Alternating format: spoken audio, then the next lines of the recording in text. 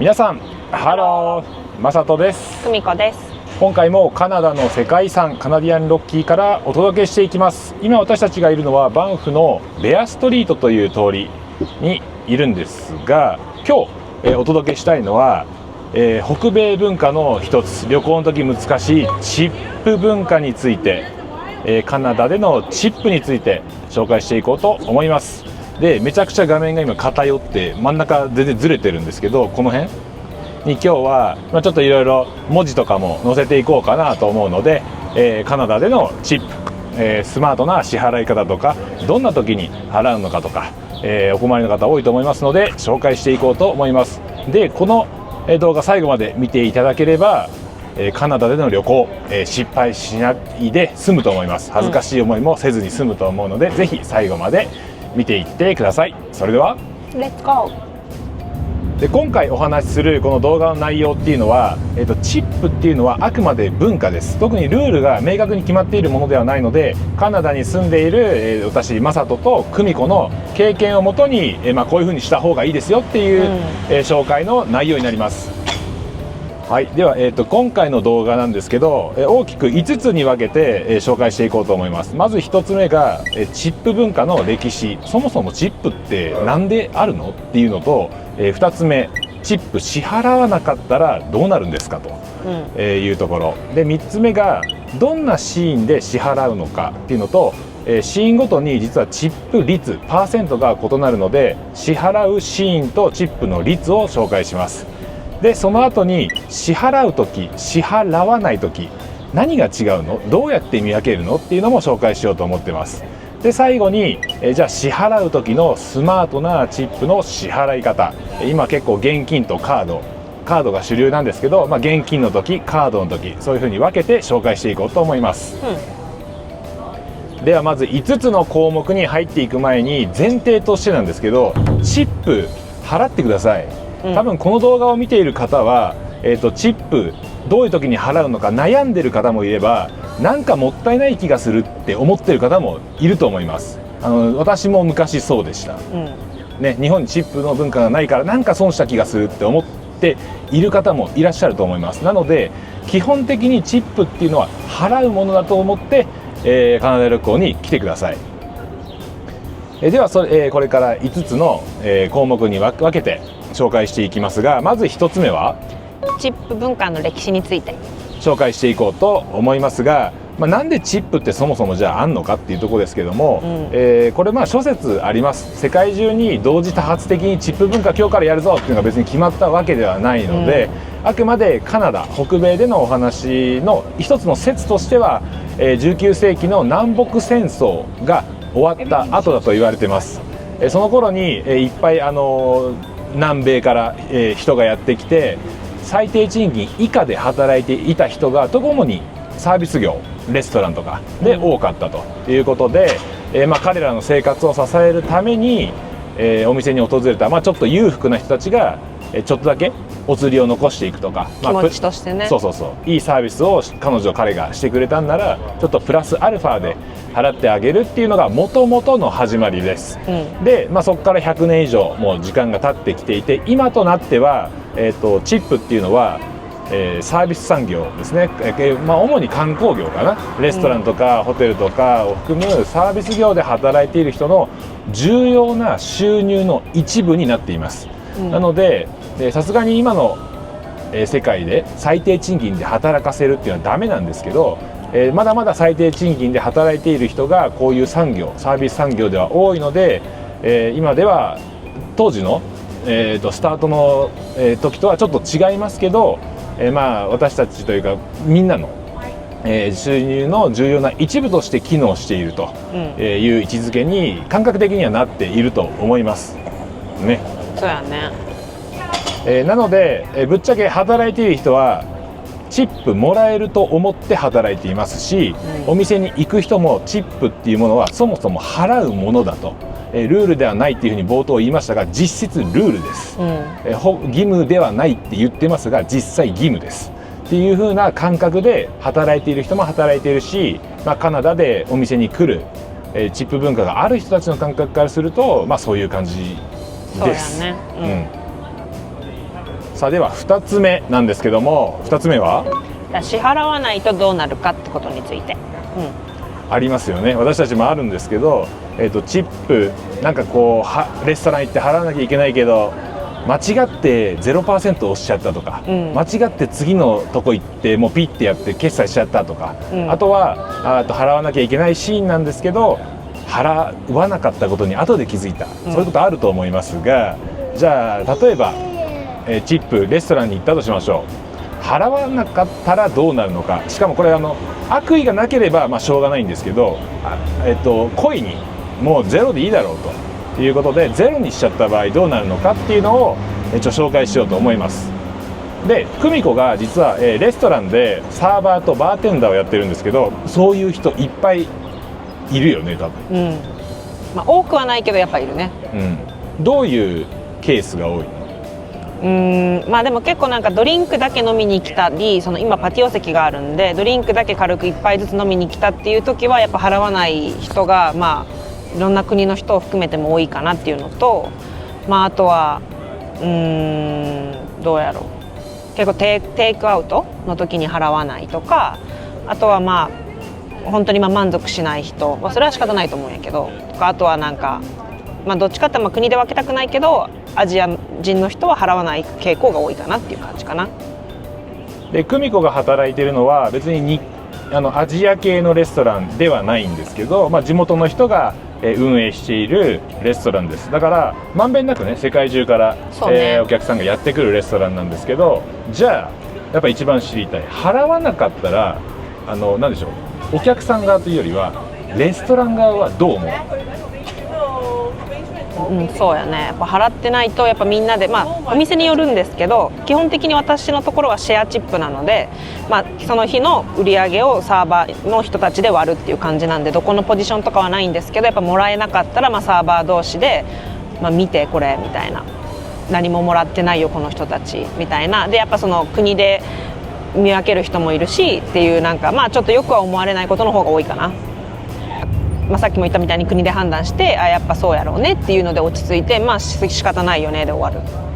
でもなんかよくは思われんし、だからなんか結局そういう人たちがする人が多いから、やっぱその国の人たちというふうにみんなが認識して、なんかもう期待もしてないっていうところもあるよね。じゃあ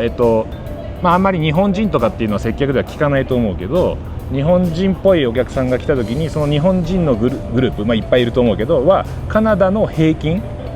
の払う率からするとどうなの？やっぱそれはちょっと低いかな。低い率で払う人が多いし、あとはなんかこうお金の金額を選んで2ドルとか1ドルとかにする人、もうパーセントとかではなくて、カナダの平均、感覚的な部分ですけどカナダの平均値より、日本人のお客さんは払ってないと、いうのが、経験から来る現状だね。でじゃあ払うと払わないで考えたらどうなの？払ってると思う。ある。ほぼほぼみんな払ってくれる。みんな払ってくれてると思う。やっぱ払わなきゃいけないって思ってる日本人とかそのアジア人の人はやっぱ多いと思うんですよ。カナダだし、カナダのそのチップ文化があるのは知ってる人がほとんどだから、知らない人はいないと思うんで、多分ゼロとかにする人って多分もう払わないでいいと思ってやってる操作にしかむしろ捉えれないと思う。意味わかる？つまり日本人の人は払うから、いいんだけどゼロを押してる人っていうのはもう故意にそれをやってるってことね。ってこと？そうだってグループで同じ、例えば人4人とかで来ても、みんなでお会計別々にして、この人は払わない、この人は少なくともでも入れるとかいう人とかがあるから、やっぱそのみんな操作は知ってる慣れてる人の方が多いと思うから、それをあえてゼロにしたんだろうなっていう認識。あとはあんまりこういう話題っていうのは出ないと思うけど、日本人の観光客ってレストランからしたらどう思われてる？結構その日本人っていう認識はみんなされてないから、もうアジア人ってくくられてるのはもちろんあるんやけど、やっぱ払わない人が多いか、もらえないもの、そんなにもらえないものって認識してる人がやっぱ多数だと思う。何か所か今までも働いてきて、やっぱそういう傾向はもうどうしてもあるかな。まとめると、日本人の観光客の人は、レストランでは結構払う人が多いと、でチップ払わなかったら、やっぱり接客するスタッフの人ってのはよく思っていないっていうのがあって、そうすると接客態度が明らかに違ってくるというのもあるってことだよね。やっぱなんか私たちは日本人だからアジア人をそこまで悪く思わないけど、やっぱうちの店がとかじゃなくて全体的にそう思ってない人も中には何人かいるから、やっぱそういうそっけない態度を取られたりとか、私たちも実際レストランに行ってそういうことを受けたりもするし、アジア人っていう見た目でね。だからそれは結構様々やけど、そういうのも含めて総じて言うと、要はアジア人っていうのはやっぱり文化がない分払わない傾向がどうしても出てきていて、もう接客する側からすると本来あってはいけないんですけど、見た目でもうそもそもこの人たち払うような人たちじゃないから適当に接客しとこうぜっていう風になるとどうしてもなるよね。でもそれはね分かる気もするよ、だって頑張るモチベーションがないもんね、全員じゃないけどね、やっぱどうしてもあるよね、そういうのは。やっぱりそういう風に見られてしまうというのはあると思います。はい、ではそれでは3つ目の話題なんですが、3つ目はあとチップを支払うシーンとそれによってのチップ率の違いについて。さあではチップのシーンなんですけど、これは5つに分けたいと思ってます。1つはレストランでテイクアウト持ち帰りのお店で、ホテルか、ホテルでの場合と、あとはタクシーで、あとは観光に来る人はツアーに参加すると思うんでツアーに参加した場合と、この5つに分けたいと思います。まず1つ目レストランなんですが、レストラン数年前までかな、はだいたい 15% がスタートでした、15% から 20% ぐらいっていうのが相場だったんですけど、最近は18から22だね、か25、最低でも18ってことね、なんかカードで支払うとき端末に3つぐらい出てくると思うんですけど、それが18、20、22のことが今は多いと、なってます。であともう1個だけボタンがあって選択できる、自分で金額とかパーセントを選べるっていうのが、こっちのカード払いの時の、システムです、でレストランだと18が最低ですね、結構高いね、あとは観光地でとかもあるんだろうけど、バンフは観光地だから、私たちもともとバンクーバーに住んでたけど、それはやっぱ比率は高いかな、こっちの方がって思います。はい、では2つ目なんですがテイクアウトなんですけども、テイクアウトはどうかね。テイクアウトはもともと金額を表示されてるチップ率の表示のパーセンテージが低いよね。10とかからスタートされてることが多いんですけど、私はだいたい15か 10% か15は入れるかな。本当にただドリンク、今日みたいにドリンクもらうだけだとしてもミニマムは最低入れてる。でも入れてないっていう人も多いと思うけど、私たちは入れるよね。テイクアウトでも全く表示されない時もあります。そういう時は選びようがないので、小銭を置いていったりする時もあれば別に払わない時もあります、ただ基本的にやっぱり表示されたら一番下は、払うようにするといいと思います、だからだいたい10から 15% がテイクアウトの相場だと思います、そうね。でこのテイクアウトなんですけど、いろんな動画が出てると思います。チップって正解がないんで、でただ払わなくていいっていう人いるんですけど、さっきも言ったようにサービス業の人の重要な収入になってるんですね、なので、給料をそもそも上げろっていう話は別に置いておいて、基本的には飲食店仮に受け取るだけでも、その表示されたんなら一番下は選ぶよね。最低でもね、テイクアウトなら、10がだいたいそのラインですけど 10% ぐらいは置いていってあげましょう。コーヒー5ドル500円ぐらいですけど50円置いていくだけの話なんで、それぐらいはやっておいた方がいいと思います。はい、では次はホテルなんですけども、ホテルはシーンを分けようか。荷物を運んでもらった時と、じゃあ部屋を出る時にしたいと思います。荷物を運んでくれる人、ポーターっていますよね。あれだいたい渡す時5ドルぐらいかな、カナダはね5ドル札が一番ミニマムだからね、お札を上げるってイメージかな、コインじゃなくて、5ドルぐらい、荷物運んでくれるポーターさんには5ドルぐらいで、あとはそうだな、じゃあホテルチェックアウトするときありますよね。アメリカとかでもあります。いくら 1日1ドルとか2ドルとかありますけど、基本的にカナダでチップを払うときっていうのはコインはなしだと思ってください。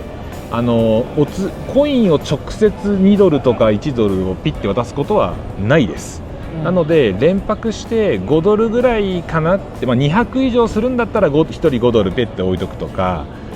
いう感じです。ただ実際ホテルの部屋をきれいにする仕事についている方とかの話を聞くとやっぱないことも結構あるそうです。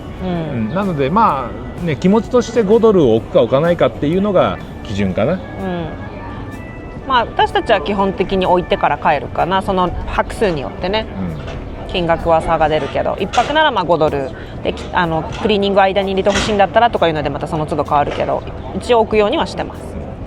それでは4つ目はタクシーなんですけども、タクシーは、10% ぐらいが相場というふうに言われています。で Uber とか使えば事前決済で後からチップ選べたりするんですけど、そうじゃなくて普通のタクシーに乗った場合っていうのは10% ぐらいが目安ですね。もしくはお釣りいらないよとかでも全然 OK だと思います。でクレジットカード払いの場合は飲食店と同じように選ぶのが出てくるはずなので、それに応じて 10%、前後というか10% でいいと思います。 10% 選ぶようにしてあげましょう。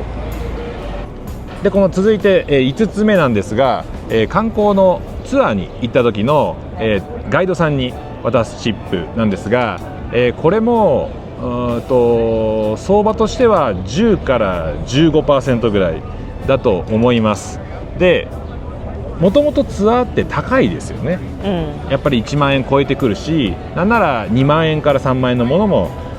最近では値段としては上がってきているんですが、レストランで 15% 払います。レストランのサーバーさんって話してる時間って1時間もないですよね。だけどツアーのガイドさんって1日10時間とか8時間ずっと私たちのことをお世話してくれるわけなんです。なので本来 10% でも少ないんですが、高額になるってしまうので、どうしても低くなっちゃいますが、ツアー料金の 10% ぐらいっていうのが、ガイドさんに支払うチップの相場です。で、最低それぐらいは払ってほしいよねって感じよね。自分が参加しても思うけど。で実は日本語のツアーと英語のツアーってあって、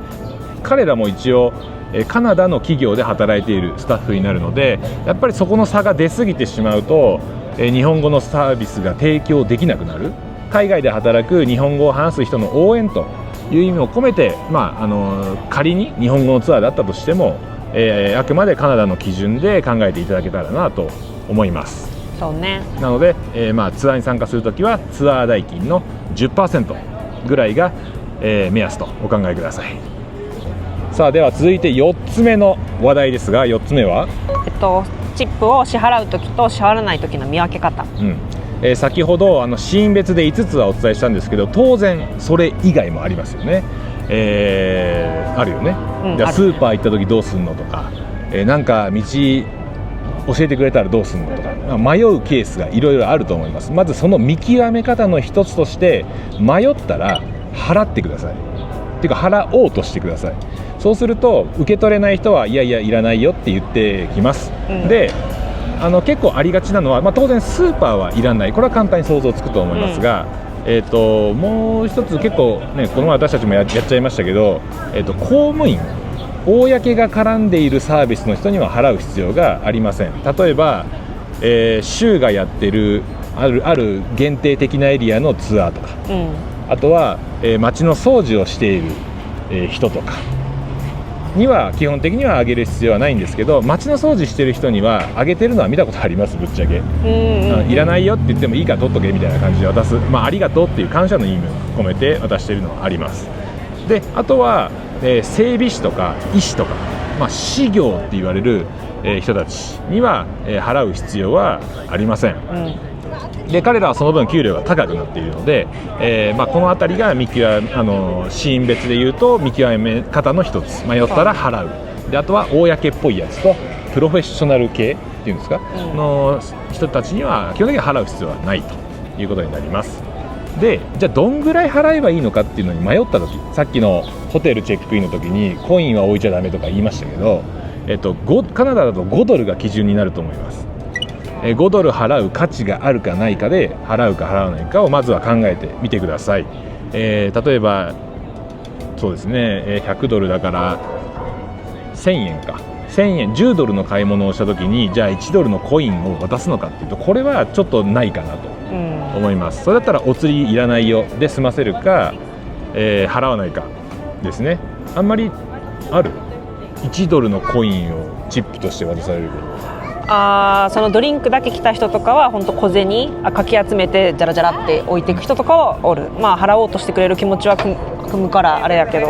まあ払うこと自体は失礼じゃないけど、まあ財布にある小銭を全部バーって置いていくパターンっていうのもあるね。だし、まあただ一般的にこの1ドルとか2ドルをピッて出してはいって渡すことはあんまりないです。なので小銭をバッて、要はお釣りを渡すか、5ドル払うか、お札です5ドルって5ドルのお札を払う価値があるかどうかっていうのもまあ一つポイントかな。そうね、まずはなのでコインではなくて紙幣で払うっていうのが、まあ、チップ一般的かなと思います、さあでは最後5つ目の話題なんですけども、5つ目は、チップの支払い方、まあ、カードなのか現金なのかみたいなね。そうですね、まあ、どう払うのがスマートかっていう話なんですけども、カードの場合はもう簡単です。何十セントとか気にしなくていいんで、まあ、パーセントを選んでピッて払えばそれで OK なんですけど、まあ、現金の場合よねはもう自分で計算するしかないからね。まあよくあるのはまずは小銭いりませんと。でこっちの人基本的に現金持ってないんで小銭持っててもしょうがないから、まずは小銭をいらないって言った上で、その上でお札を何枚乗せるかっていう話になるかな。前からそれはまあシチュエーションによって、その現金で払うんだったらレストランだったらまあ18は割いておいてほしいしみたいなね、あとそのテイクアウトでもこれぐらいは置いてほしいしってさっきも話したみたいなところの基準を満たす計算をしても現金を置くって感じで、それはどうやってみんな渡してくるの？例えば会計が、別で払ってチップも別で払うの？現金だったらまあ多い感じのスタイルは現金を例えばまあ100ドルとかをパンって渡してきて、このお釣りのうちこのお釣りはなんぼでちょうだいとか、チップを含めた計算を自分でした状態でお客さんがサーバーになんぼで返してっていう感じ、20ドルだけ返してくれとか。だから例えば今ので言うと、70ドルの料理を食べて100ドル渡すから本来30ドル返ってくるよね、だけど、10ドルいらないから、本来30ドル返してってところを20ドルでいいよっていう言い方よね、ってことだよ。そう、まあそういうのも確かに結構スマートな、いくら返してっていうのがスマートだからこっちからしたらそうやって言われた方がいいし、楽やし、まあ、そのお店によるんだけど自分たちでキャッシュを出してるところとかもあるから、それで自分たちがお金を用意してやるときにこう何セントまで用意して出すっていうとなんか結構手間になるし時間もかかるんよね、で持ってったら持ってったでそれを置いてくれる人の方が多いから、まあ、無駄手間って言ったらおかしいけどことになったりするから、こっちからしたらまあ言ってくれた方がいい、10ドルだけ返してねとか20ドルだけちょうだいとか、まあその辺は、まあ、うまくスマートフォン計算機ついてると思うんで、まあやってください。なのでまあ大体だね、あんまりきっちり何セントまで考える必要はないです。何ドル単位で考えていくようにすればいいかなと思います、さあではここまで、日本からの、皆さんにはあんまり馴染みのないカナダのチップ文化について紹介していきましたが、ちょっとは参考になったでしょうか？どうかね。なるといいね、でなんか言いたいことあるよ。そうなんかさっきもここだったら18、レストランだったら18とかテイクアウトだったら絶対10は入れてね、ミニマムは入れてねとかいろいろ言ったんですけど、でももちろんチップって満足したことに対してお金を払うものなので、やっぱり満足できなかったりとか全然自分が幸せじゃないなと思ったら、それは自分は比率を下げてもいいし払わないっていう選択ももちろん私たちお客さんにあるよね。もちろんだからそこは無理してもう 18% って聞いたから絶対 18% 入れなきゃいけないってわけじゃないです。たまにはなんかすごい対応が悪かったりするサービスももちろんあるんで、その時は自分の判断で 10% にしたり 5% にしたりノーチップにしたりっていうのはもちろんあることなので、それだけは気をつけてね、気をつけてっていうかまあ覚えておいてください。まあ確かにそうよね。なので、無理して払う必要はないんですけど、あまりにも低すぎるとそれは満足してないのは当然なんですけど、お店側に問題があったっていう意思表示として取られることもあるんで、可能な限り3つ選択肢が出てきたときはその下を普通に楽しめたなって時は、一番下を押すといいと思います。で幸い日本人は、別に嫌われてはないと。でこれは、なんでしょう、これまでいろんな、なんだろう、歴史、海外で旅行したりとかはこういうバンフカナダに住んでいる日本人たちが積み上げてきた結果なので、こういう先輩たちが積み上げてきた日本人に対するいい印象っていうのはこれから海外旅行する人も崩さないようにしてほしいなと思います。そうね。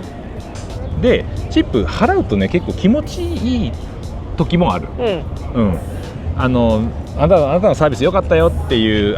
感謝の気持ちの、意思表示でもあるので、ちょっと慣れない文化ですが、今回の動画参考になれば、嬉しいなと思いますし、こういう今回紹介した風にやっておけば少なくとも、旅行中に嫌われることはないと思います。嫌な思いもすることはないよね。そうだね。明らかになんかクソ適当なサービスをされることもないと思うので、迷った時はまずは払うというのを、念頭に置いておいていただければいいかなと思いますね。迷ったら払うでいいよね。はい、では、ここまでカナダのチップ文化、紹介していきました。でこのチャンネルではカナダの世界遺産カナディアンロッキーから、ためになる情報をお届けしていっています。これからもどんどん情報発信していこうと思いますので、よかったらチャンネル登録よろしくお願いします。はい、ではだいぶ日も陰ってきたので、この辺で終わろうと思います。それではまたお会いしましょう。バイバイ。バイバイ。